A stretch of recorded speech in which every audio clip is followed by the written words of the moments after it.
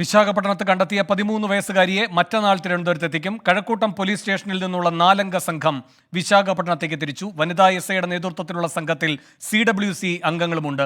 Railway പോലീസിന്റെ സംരക്ഷണയിലാണ് ഇപ്പോൾ കുട്ടിയുള്ളത്. അരുൺ പൂപ്പറമ്പ വിശാഖപട്ടണത്തിൽ നിന്ന് പുതിയ വിവരങ്ങളുമായി ചേരുന്നു.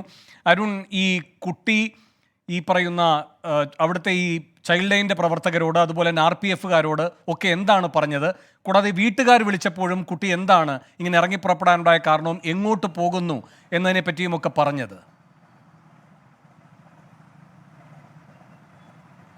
വേണു, അത്തരം കാര്യങ്ങളെക്കുറിച്ച് കുട്ടിയോട് നിലവിൽ ഇപ്പോൾ എന്തായാലും ഇവിടുത്തെ ചൈൽഡ് വെൽഫെയർ കമ്മിറ്റിയുടെ ആളുകളോ അല്ലെങ്കിൽ റെയിൽവേ പോലീസിൻ്റെ അവരുടെ സംഘങ്ങളോ അത്തരത്തിലുള്ള കാര്യങ്ങളൊന്നും കുട്ടിയോട് നിലവിൽ ചോദിച്ചറിഞ്ഞിട്ടില്ല.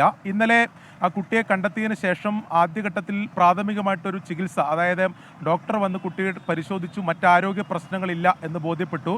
കുട്ടിക്ക് ഭക്ഷണം നൽകി. ഇപ്പോൾ ആദ്യഘട്ടത്തിൽ പൂർണ്ണ ആരോഗ്യവതിയാക്കുക എന്ന ഒരു കാര്യമാണ് അവർ ചെയ്തത്. അതിനുശേഷം നിലവിൽ ഇപ്പോൾ ചൈൽഡ് വെൽഫെയർ കമ്മിറ്റിയുടെ, അതായത് അവരുടെ ഓഫീസിലാണ് നിലവിൽ ഇപ്പോൾ കുട്ടിയുള്ളത്. അവരുടെ നിരീക്ഷണത്തിലാണ്. അല്പസമയത്തിനകം റെയിൽവേ പോലീസിൻ്റെ ഉദ്യോഗസ്ഥർ അങ്ങോട്ട് എത്തിച്ചേരും എന്നതാണ്. അതോടൊപ്പം തന്നെ ഇവിടുത്തെ ഡെപ്യൂട്ടി കമ്മീഷണർ ഉൾപ്പെടെ അവിടേക്ക് എത്തിച്ചേരും എന്നതാണ് നമ്മൾ മനസ്സിലാക്കുന്നത്. പക്ഷേ അവരെന്തെങ്കിലും ഈ കുട്ടിയുടെ എന്തെങ്കിലും മൊഴി രേഖപ്പെടുത്തുന്ന ഒരു നടപടിയിലേക്ക് പോകാനുള്ള സാധ്യതയില്ല. ഇതിൻ്റെ പൂർണ്ണമായും അത്തരം നടപടികൾ ഉണ്ടാവുക തിരുവനന്തപുരത്ത് നിന്നുള്ള ഈ സംഘം, കേരളത്തിൽ നിന്നുള്ള പോലീസ് സംഘം ഇവിടെ എത്തിയതിന് ശേഷമായിരിക്കും ആ കുട്ടിയോട് അത്തരം കാര്യങ്ങളിൽ ഉള്ള കാര്യങ്ങൾ ചോദിച്ചറിയുക. ഇപ്പോൾ വേണു സൂചിപ്പിച്ചതുപോലെ തന്നെ ഇതിൽ വ്യക്തത വരേണ്ട ചില കാര്യങ്ങളുണ്ട്. കുട്ടി എന്തിനാണ് ഇത്തരത്തിൽ വീട്ടിൽ നിന്നിറങ്ങി ഇത്ര ദൂരം, അതായത് അസമിലേക്കാണ് കുട്ടി പോയത്. അതിനിടയിലാണ് വിശാഖപട്ടണത്ത് വെച്ച് മലയാളി ഇവിടെയുള്ള കൂട്ടായ്മയിലുള്ളവർ ഇവർ കണ്ടെത്തിയത്. അപ്പോൾ കുട്ടി എന്തിനാണ് അതിന് പോയത്? അതിന് പല കാരണങ്ങൾ പറയുന്നുണ്ട്. വീട്ടിൽ ചെറിയ പ്രശ്നങ്ങളുണ്ടായി,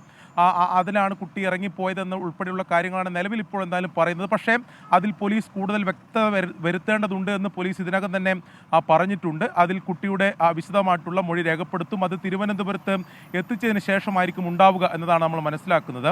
ഇവിടെ ഇനിയുള്ള നടപടി എന്നുള്ളത് കേരളത്തിൽ നിന്നുള്ള സംഘം എത്തിക്കഴിഞ്ഞാൽ അവർ ഇവിടെ വൈദ്യപരിശോധനയ്ക്ക് ശേഷം കുട്ടിയെ സുരക്ഷിതമായി കേരളത്തിലേക്ക് എത്തിക്കുക എന്നതാണ്. നമ്മൾ ഇങ്ങോട്ട് എത്തുന്ന സംഘത്തിലുള്ള പോലീസ് ഉദ്യോഗസ്ഥരോട് സംസാരിച്ചിരുന്നു.